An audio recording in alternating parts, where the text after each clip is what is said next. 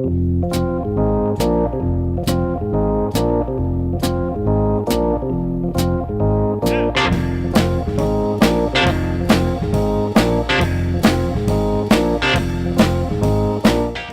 to the Two Blokes Chatting radio show on 94.7 The Pulse. Music, interviews, news, and, well, Two Blokes Chatting. Now, here are the two blokes. Now, Rob and I, our normal two blokes, have interviewed this chap before. His name is Dan Eddy, and Dan has written a book, and I think, just reading the title of the book, it could be about Rob and me. It's called Brilliance and Brutality. Dan, good morning, and welcome back to the Two Blokes Chatting radio show.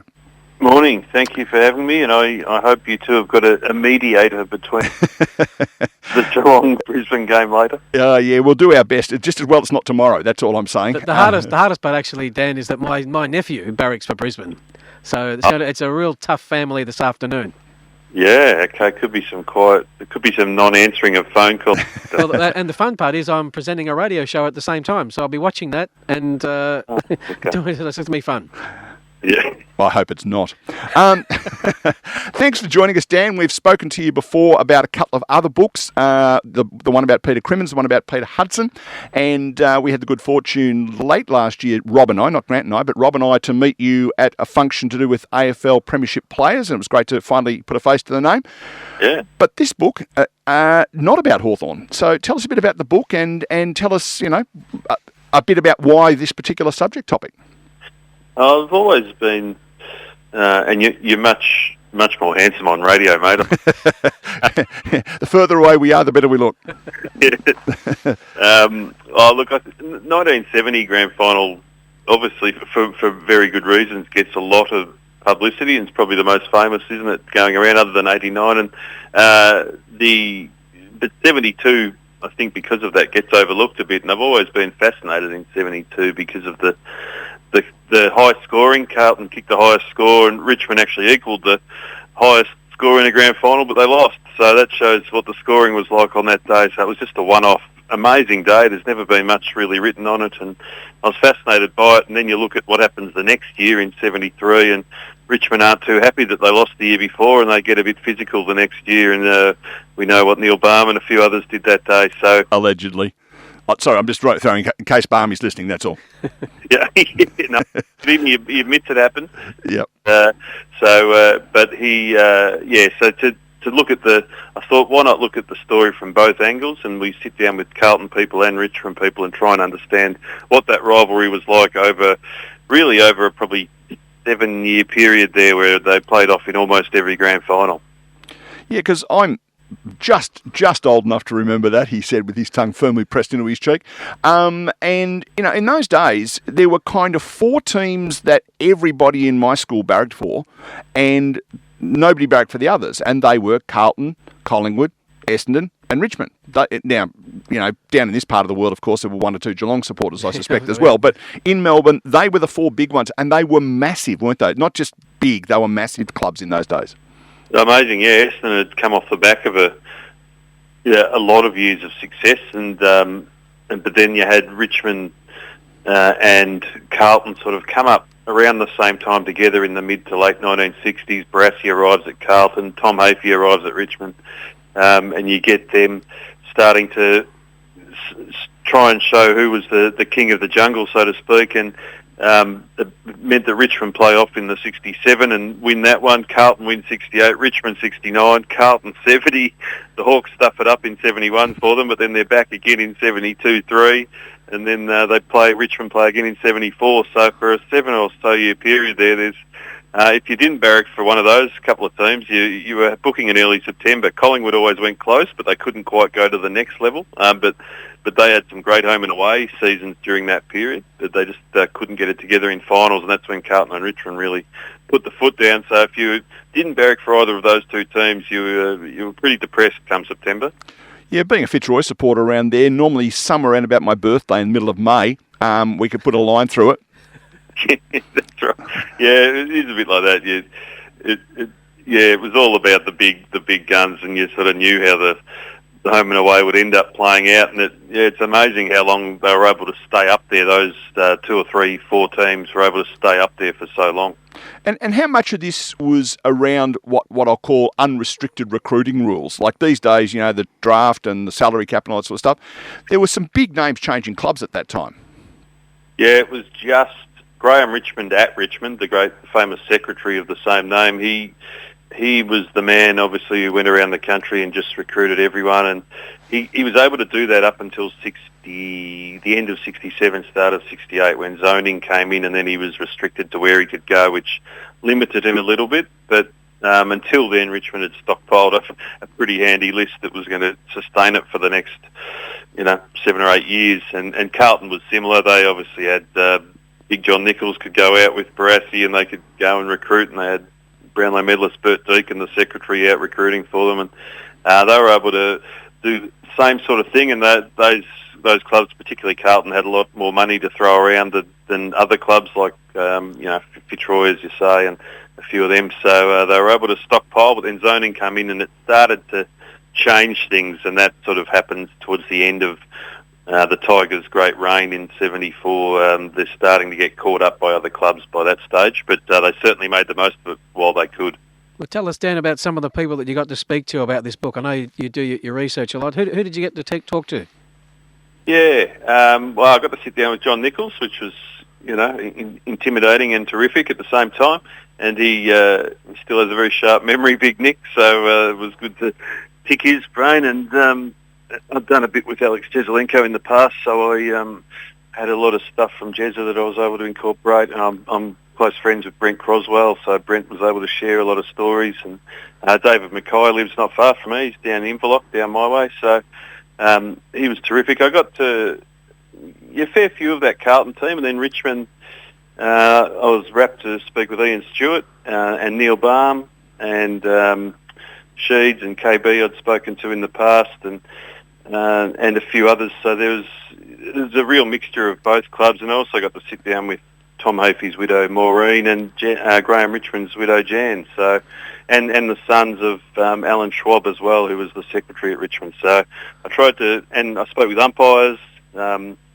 Bill Dalla and Ian Robinson umpired the 72 and 73 grand finals, so I was able to get their perspectives and a few supporters, and so hopefully we got a pretty rounded picture of what took place. Yeah, I guess the thing that fascinates me with the sort of stuff that you do, clearly you've got a head full of stuff around, AFL, well, actually VFL football more so, and do you sit down and go, right, I'm going to do the 72-73 Carlton Richmond rivalry. I'll now go out and speak to these people, or you go, oh, actually, I've spoken to Jez, or I'll pull it all together. Have you got some kind of amazing archive of information somewhere, have you? It's building, yeah. There's a mixture of that. I always try and get some fresh ones I haven't spoken to, but I'm also always thinking of new ideas. So if I'm writing Peter Hudson's book, but I know that in the future I'm going to be wanting to do something on Carlton in 72. If I'm interviewing a Carlton fullback who played on Hutto, I might delve into his time in 72-3 as well, so I've got that there in case I can't go back to them later. So I am building up, a bit of an oral history archive at home, I guess, so that helps. And then your contact list grows and grows, doesn't it? Once you start to delve into it, and someone says, "Oh, have you spoken to Joe? He did this," and then so you go and contact him, and then he puts you onto someone else, and it's amazing where it leads. So that's the fun part, and then you try and make it flow as a story, mate. Which it takes a bit of work, but it's exciting when you get there. Did you learn anything about that you didn't know before about this game? Oh yeah, plenty. Yeah, just little things inside games, even motivations behind certain things. I always wondered why when Neil Baum went at Jeff Southby and then at Vin Waite, why no Carlton player came in and flattened him. But I spoke to all the guys that were standing around when that happened, and they said, almost all of them individually all said similar things. They said, we hesitated, and once you hesitate, you've sort of lost the moment. And they also said, well, we didn't want to give away a free kick because we knew we were going to give them a shot on goal. So there is a bit of that, because I was surprised that no one went down and just went, nah, this is enough. whack. Well, back in those days, you would have expected that. I mean, that's some of the things you look at these sort of things wouldn't happen today. No, well, that's the interesting one. Neil Baum didn't get reported in that match, and if you watch the video, you'll get the idea that maybe he could have got cited. So I actually spoke to the former MRO officer of a few years back, Peter Schwab. I asked him about it and got him to put today's lens on 73's results, and we work out with the double whammy that you cop for anything in a grand final, plus the fact that both would have been sent to the tribunal, so there's a minimum 3 each, probably going to go a fair bit higher. The result of the injuries, broken jaws and concussion and everything, and then put on the double penalty for a grand final, he may have been out for over 20.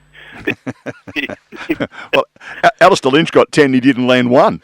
Yeah, that's right. So imagine what Barney would have got. He didn't even get reported, so it was hilarious. Yeah. Not hilarious for Southby, but it was... Yeah, no. Yeah, he's still eating soup as we speak. So were there any players on either list? I've got a vague feeling that swapped sides. I've got a vague feeling Ricky McLean might have. And Bill Barrett as well, yep. Barrett went there via St Kilda when Ian Stewart arrived at Richmond. He ended up at Carlton for a little bit. Ricky McLean was the big one though. I spoke with there's a few Carlton players who said they were stunned that Carlton let him be cleared to Richmond because he helped train Barmy up to be quite an aggressive player. So he didn't get a premiership at Richmond. He played in the 72 and they lost, and he was injured that day, and then he didn't get picked in 73. But his impact on the group physically was significant given what played out. So yeah, that was the one that Carlton wished didn't get away when he did. Because he was very similar sort of footballer to Barmy, wasn't he? A big lumping bloke who hung around the forward line.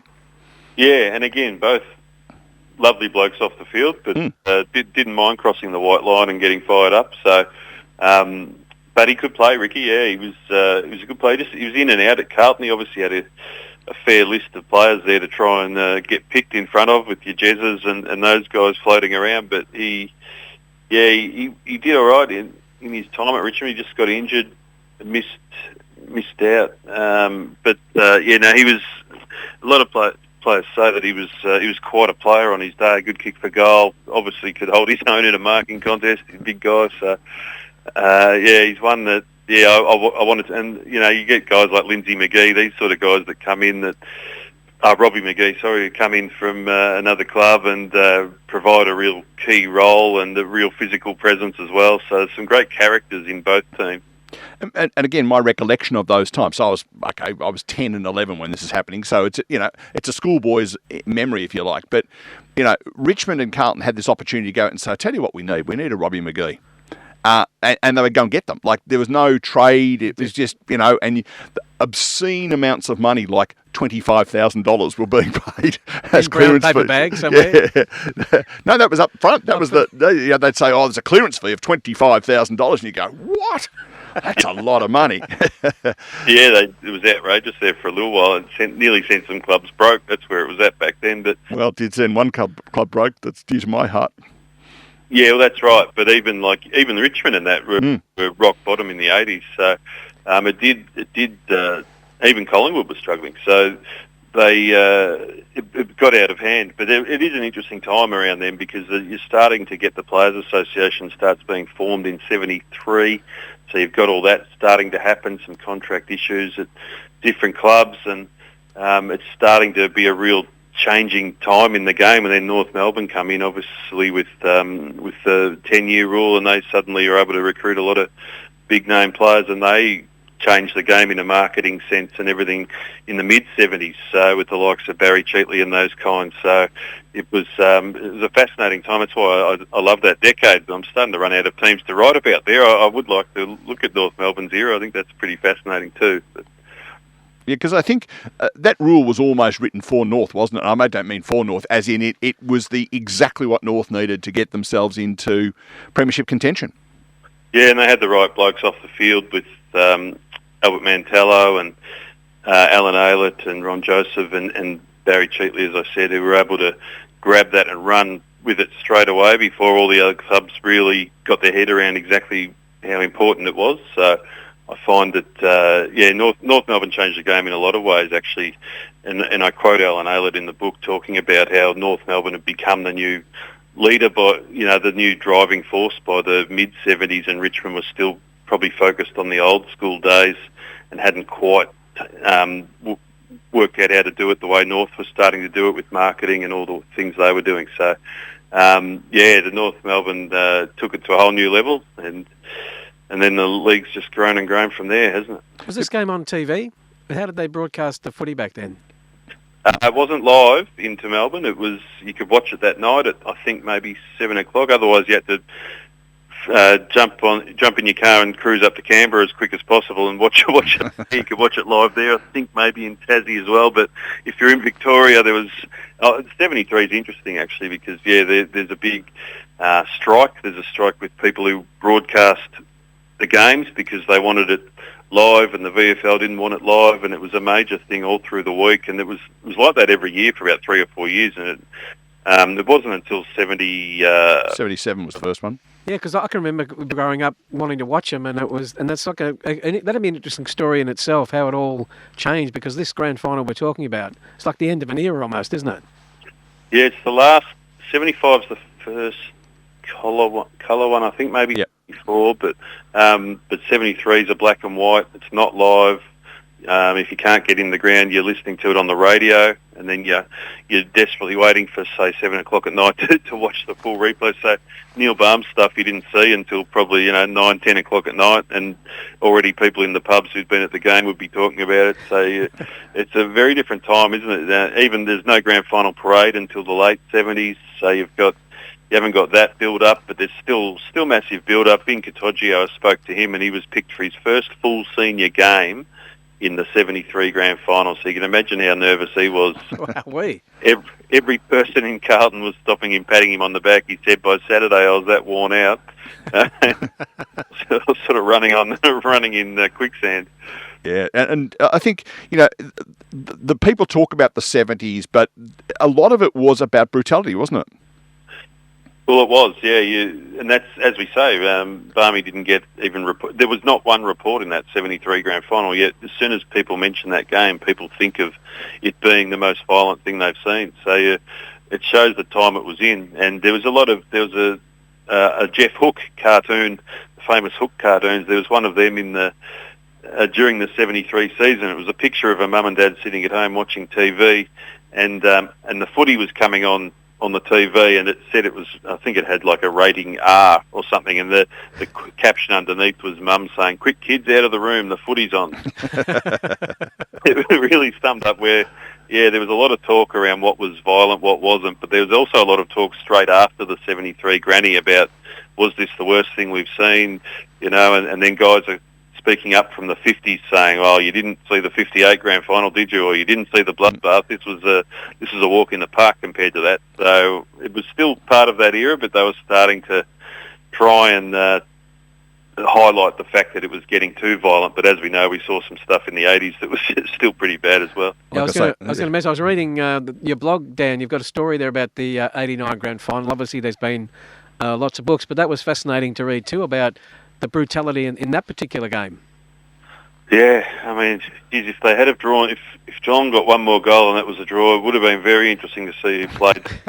Or there would have been, plus reports and everything, there would have been probably 10 blokes miss, I imagine. It was a last man standing affair, and I think that's why we still see that as probably the pinnacle grand final, for the fact that it just had everything, and you sort of miss that a bit in some sense today. You don't want to see any brutal king hits, but you miss some of the real stop at nothing to win stuff that we'd come to expect on grand final day, which probably Lynchy might have been one of the last ones to He had a fair crack, didn't he? If only had he connected, that's the only thing.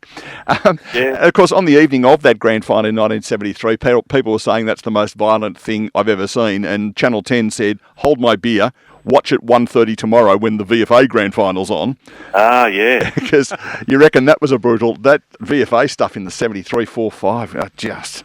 how people weren't charged with murder was beyond me. It was just extraordinarily brutal, wasn't it? So footy in those days was very much, and so therefore, what would it have been like playing for, Corio v Thompson, or there just would have been. Oh, yeah, anyway. So this very fine book, Brilliance and Brutality, Brilliance versus Brutality. And of course, you will be able to tell us where we can buy a copy thereof. It's hitting the shelves in about a week or so. So it's actually, you've got the jump on us. Again? Mate, I really appreciate you. You're always at the front of the queue. You're at the top of your game always. We're all over it. But it will be obviously in the good and the bad bookstores, hopefully, but also daneddybooks.com or slatterymedia.com. You can get it there, and you can order it now. I've got copies at home. Otherwise, there'll be a couple of events. It's the first book I've done where the two clubs have actually asked for their own cover of the book as well. Oh, okay.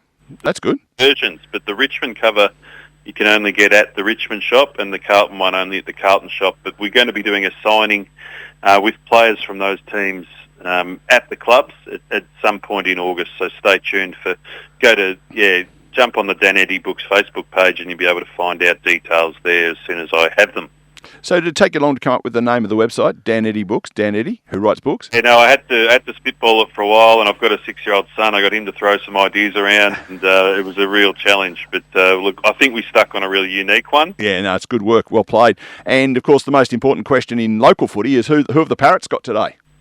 I've got Bairnsdale away today, and which should, I don't want to moz them, but they've been going all right, the Parrots, so it should get the job done. There's really 3 teams in that comp that are probably premiership.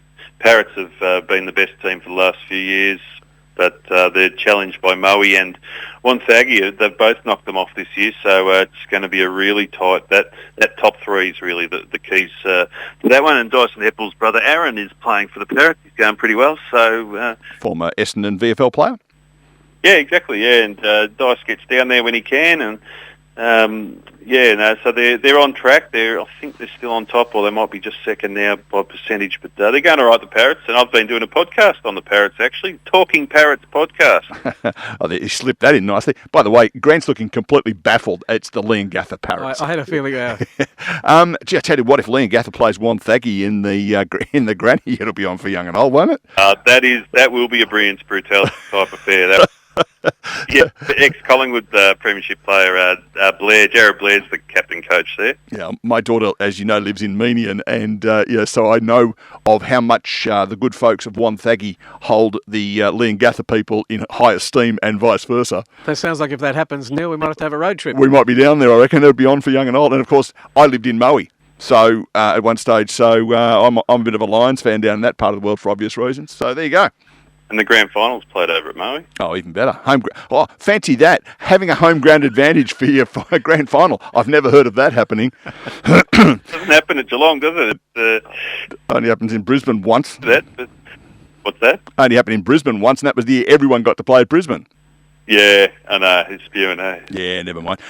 Hey, Dan, great to chat as always. We look forward to the book. John Mitchell, who former Geelong mayor and co-host of the show before ours, I told him you were going to be on. He said, tell him I'll be buying a copy. So I think he's a Carlton man, so we'll see if we can get him a Carlton version with an autograph or two, and at some point we'll get him onto you. Beautiful. That sounds good. Thank you for your support, as always. No drama. daneddybooks.com is the name of the website, and Brilliance and Brutality, the name of the book. We'll talk to you again. Thanks, guys. Thanks, Dan. Dan Eddy there, based in Leongatha, hence the reference to the Parrots.